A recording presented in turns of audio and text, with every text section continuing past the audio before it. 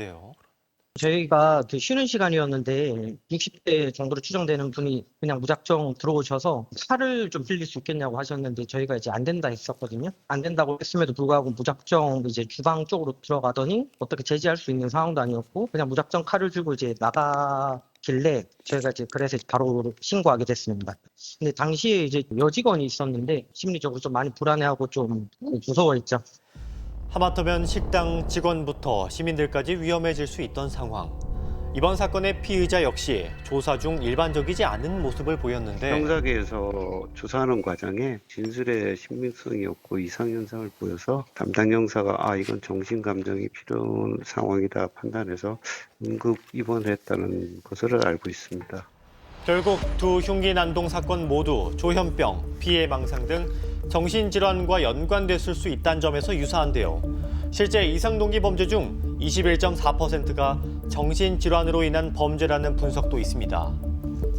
또한 이상동기 범죄는 종종 분노 표출이나 증오 범죄의 형태를 띠기도 하는데 일례로 미아동 흉기 난동 사건 바로 하루 전에 봉천동의 한 아파트에서 일어난 충격적인 방화 사건. 이 사고로 화재를 낸 남성은 사망했고 6명의 주민이 부상을 입었는데요.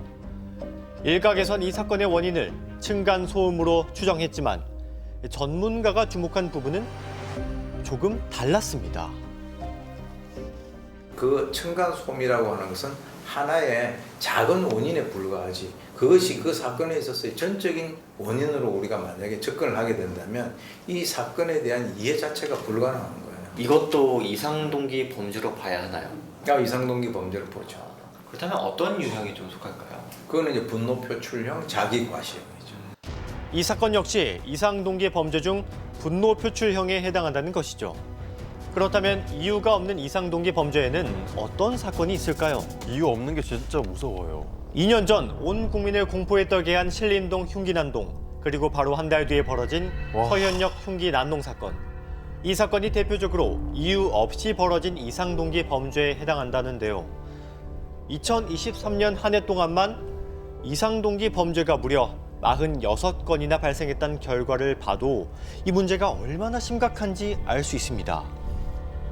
그래도 참국 후에 이상동기 범죄에 대한 국민적 관심이 높아졌고 공공장소 흉기 소지죄가 신설됐는데요. 이 법 정확히 어떤 내용일까요? 공공장소 흉기 소지죄는 불특정 또는 다수가 이용하는 공공장소에서 사람의 생명이나 신체에 위해를 가할 수 있는 흉기를 소지하고 이를 드러내어 공중에게 불안감 또는 공포심을 유발하는 행위를 처벌하는 범죄입니다. 하지만 이 정당한 이유라든지 이 흉기라는 부분에 개념이 모호하여 명확한 기준이 아직은 없는 상황입니다. 어디서부터 어디까지 흉기로 봐야 할지 기준이 모호하다는 것입니다. 그렇죠. 그렇다면 앞으로 이상동기 범죄를 막기 위해 우리는 어떤 노력을 해야 하는 걸까요?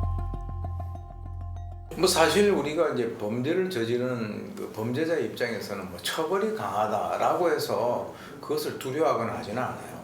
어떤 그 처벌 위주로 우리가 가서는 결코 이 이상동기 범죄를 감소시키기는 어렵다.